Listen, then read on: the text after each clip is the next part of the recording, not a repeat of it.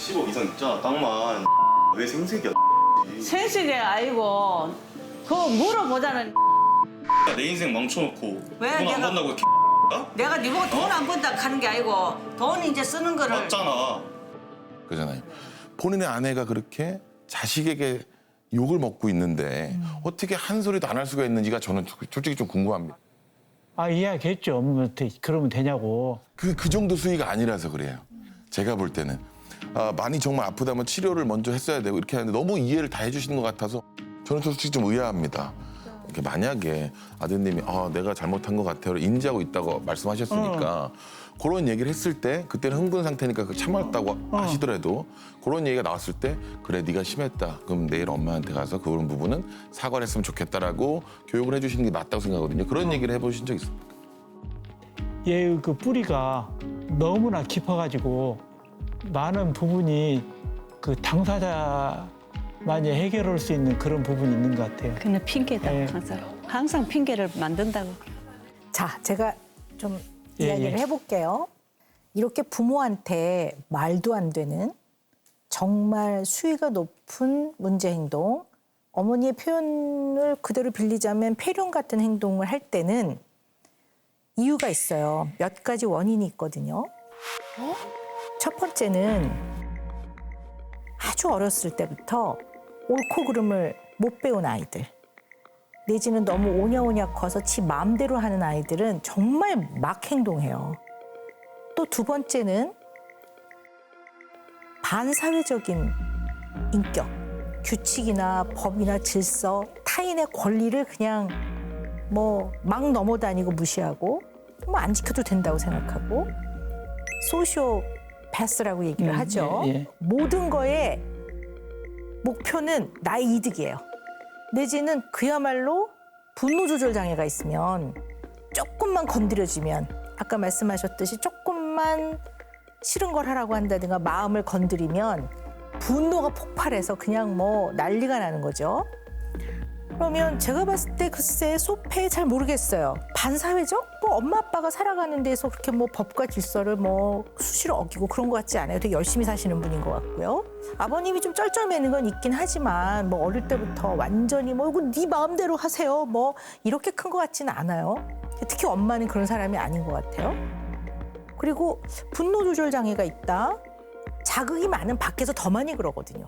근데 얘는 보니까 아버님의 말씀에 의하면 밖에 나서 꽤 잘 지내고 다른 사람한테도 안 그러고 우리 촬영진한테도 화낼 법도 한데 나름 잘 받아들이고 뭐 좀 기분이 안 좋지만 그래도 오케이 하고 뭐 그런 걸로 봐서는 얘가 분노 조절 장애 때문에 엄마한테 그러는 건가? 라는 것도 조금 글쎄 아닌 것 같은데 그렇다고 해서 얘가 무슨 조현병 무슨 뭐 양극성 장애 뭐 그런 것도 아닌 것 같아요. 지금 봐서는. 그러면 어떨 때 아이들이 부모한테 이렇게 하냐면요. 학대받고 큰 아이들은 그래요.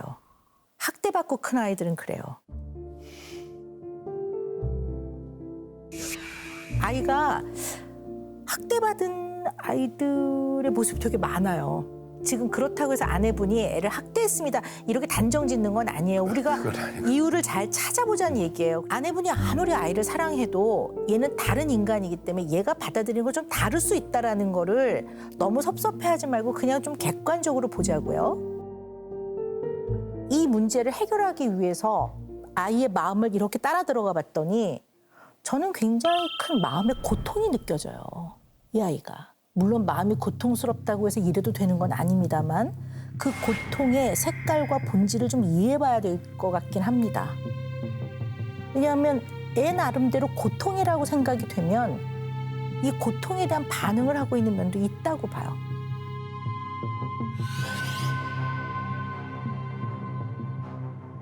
제가 하나하나 좀 여쭤볼게요. 얘 중학교 때 학교에서 혹시 어려움은 없었습니까? 어느 순간부터 자꾸 지 마음대로 뭐 하더라고. 게임부터 시작해가 자기 하고 싶은 대로. 이제 학교에 가면은 이제 졸고 그러니까 네. 그 선생님이 이제 맨날 나한테 이야기하지. 애가 계속 잠만 잔다고 그러고 그리고 왜 숙제를 안 해가 보낸다고 맨 나한테 많이 그랬어. 그래가지고 내가 게임을 하더라도 숙제는 해놓고 하자 하기는 그럴 필요도 없고 지가 하고 싶은 거 먼저 하게 놔두라고. 그럴 때면 이제 숙제 안 하고 그냥 가고 맨날. 자, 그러고. 그런데요. 제가 조금 더 얘기를 해봐야 된다고 생각하는 거는요.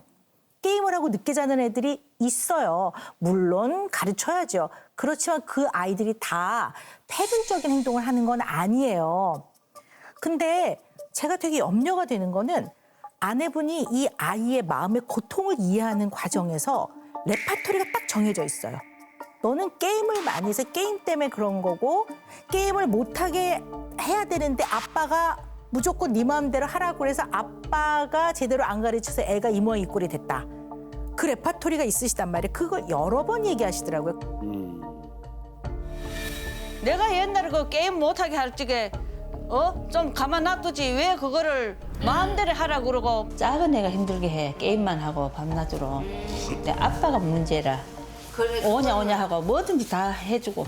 게임적인 너무 많이 하니까 조금 줄이자 그랬더니 그런 소리 하지도 말라고 그러더라고. 그래서 제가 다시 여쭤보겠습니다. 아이의 지금 현재의 문제의 출발은 이 아이가 게임을 해서라고 생각하십니까? 게임을 나는 이제 그 원인이 그거부터 있고 일단은 그러고 이제 아빠가 과잉 보호하고 뭐 그런 그 거지. 레파토리시잖아요. 게임을 애가 많이 해서 애가 이렇게 됐는데 아빠가 그거를 지도를 안 하고 애가 오히려 그냥 가로막았으니까. 자유롭게 자유롭게 하라고 했기 때문에 애가 이 모양 이 꼴이 됐다. 근데 아이가 아그락을 쓰고 하는 말의 내용을 들어보면 엄마는 내가 게임 중독자인 것 같아? 아니라고 얘기를 한단 말이에요. 너 언제 게임을 해? 요즘 게임 한 적이 한 번도 없구만. 망상 속에 살고 있는 것 같은데 내가 게임 중독자 같아? 내가 게임에 미쳐 사는 거 같냐고. 그럼 얘도 게임과 관련돼서는 뭔가 굉장히 응어리져 있는 부분이 있는 거예요. 그게 아니고 아침까지 해보니까 밤새도록 그냥 해. 아니 그래 많이 하는 거를 아니라고 얘기하는 게 아니에요. 예. 근데 아이가 학교 생활 잘하던 아이가 밤 늦게까지 게임을 하고 학교 가서 졸고 선생님들 지적을 받는 거는 게임 중독인 애도 있지만 그렇게 표현되지만 이유가 다른 이유가 있는 애들도 많단 말이에요. 예를 들면 학교 폭력, 왕따, 가뜩이나 사춘기에다가 부모와 평소에 소통이 좀 어렵고 자기가 이해받는다는 느낌이 없으면 얘기를 안 해요, 아이들이. 이런 아이는 얘가 진짜 뭐 때문에 힘들어하는지를 알아서 도와줘야지. 너 이렇게 하루 종일 게임만 해가지고 게임 중독자 돼갖고 넌 나중에 마약 중독자 될래? 이러면 애도 굉장히 고통스러워요. 애가 겪는 고통의 레벨이 지하 100m인데 엄마가 얘기하는 거는 지하 10cm 얘기를 계속 하고 있으니까 이 관계는 같이 일을 하는 어른과 어른과의 관계가 아니잖아요. 심지어 부부의 관계가 아니라 부모와 자식은 절대로 같은 레벨이 아니에요. 저는 이런 문제가 있었던 것 같아요, 아이가. 그래서 제가 여쭤보는 게 이 학교에서 학교 폭력이나 왕따가 있었냐는 걸 여쭤보고 싶어요. 좀 그런 거 있는 것 같아요. 그 친구들이 이야기하는 거 보니까 얘는 맨날 안 씻고 온다고 그러고 막 그랬거든요. 그랬더니 제 옆에 가면 냄새 난다고 그러고 막 그래서 나 이제 씻으라 해도 안 씻고 이러더라고. 그럼 보통은 물어보잖아요. 아 당연히 씻으라 그러고. 아니 씻어라가 아니라 너는 왜 안 씻어라고 물어보잖아요. 네. 이유가 궁금해. 네. 물어보셨어요? 이건 저 가설이에요. 틀릴 수도 있어요. 애가 좀 우울했을 것 같아요.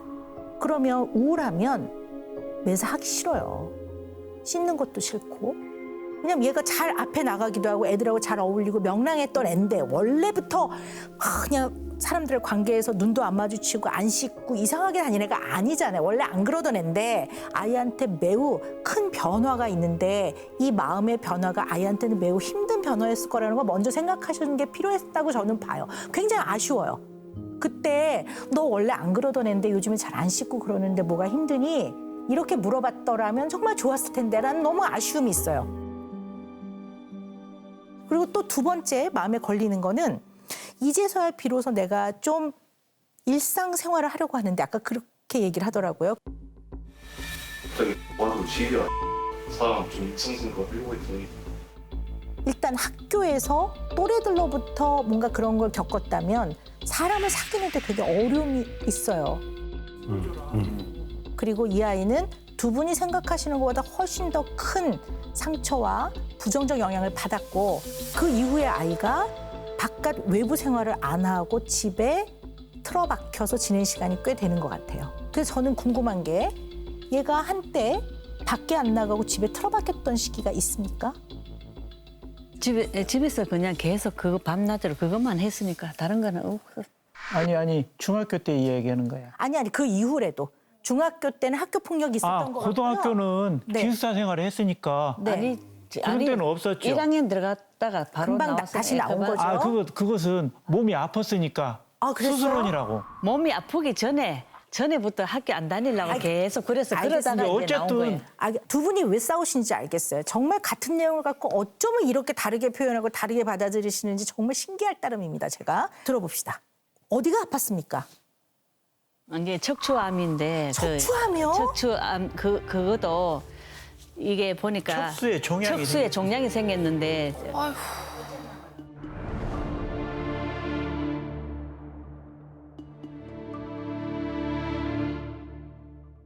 수술을 해도 누워서 지내야 된다고 그러더라고요. 누워서 지내든지 앉지도 못 한다고. 잘못하면 척수에 문제가 생기면 마비가 오니까. 마비. 그래가지고 이미 그게 하면 신경이 눌려가지고 그 병원에 갔더니 항문에 감각이 없어. 그렇구나. 감각도 없고 요 오줌도 감각이 없는 거라.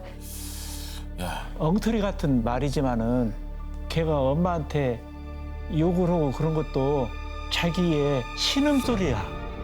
인간이 겪어내기 절대로 가볍지 않습니다. 쉽지 않습니다. 근데 심지어는 미성년자가 거기다가 암도 척수에 생겨서 좋아져도 잘못하면 하반신 마비로 살아야 된대. 다 놓고 싶었을 거예요, 세상을. 그러면 당연히 우울해지죠. 우울해지는데 제가 안타까운 거는 엄마가 여전히 요 눈에 보이지 않는 이 아이의 마음이라고 하는 이 마음 상태에 눈이 자꾸 안 가요, 엄마는. 그러니까 이 얘기를 들으면 아하, 얘가 이토록 고통스러웠겠구나가 아니라 얘가 이토록 힘들었구나에는 마음이 자꾸 안 가. 그런 면이 있어요, 아내분이. 그러니까 이게 열심히 일하고 막 개미처럼 막 황소처럼 무쇠인간처럼 일은 하시지만 근데 보이지 않는 마음을 이렇게 알아서 아유 힘들었겠네, 너무 절망스럽겠네 이거를 아는 거는 선뜻 잘 안 되시는 것 같아요. 근데 지금으로 봐서는 저는 아이한테 요만한 애정도 없어요. 애가 나한테 그랬기 때문에 그래요, 정말 참담하죠. 그러니까 너 나한테 그랬어? 나도 너한테 이제 애정을 안 줄 거야 라고 하면 그거는 안 되잖아요. 엄마시잖아요. 근데 엄마인데 나는 어느 순간 이렇게 남보다 못한 사람이 되다 그래, 보니까 이해해요. 근데 너무 아이의 삶이 너무 안 됐지 않습니까?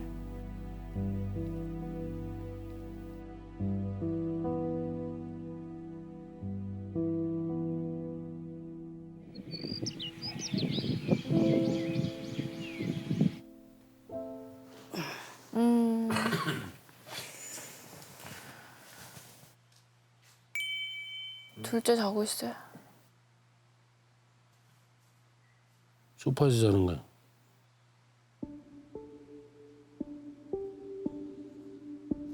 애가 뭘 안가요. 뭐가 잘못된 것도 모르고 천방지축이죠, 애들은. 우리 책임이 더 크죠. 우리 책임이 크죠, 당연히.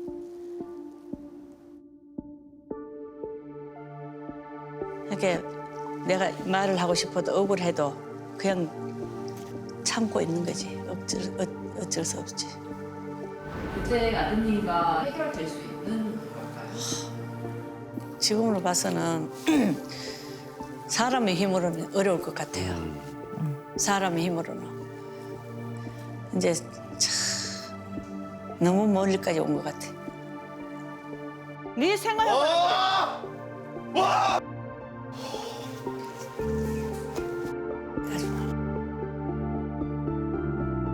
하루라도 빨리 관계를 이렇게 회복시켜가지고 다른 가족들처럼 다른 부모 자식 관계처럼 하는 것이 제 이제 바람이죠. 하루라도 빨리.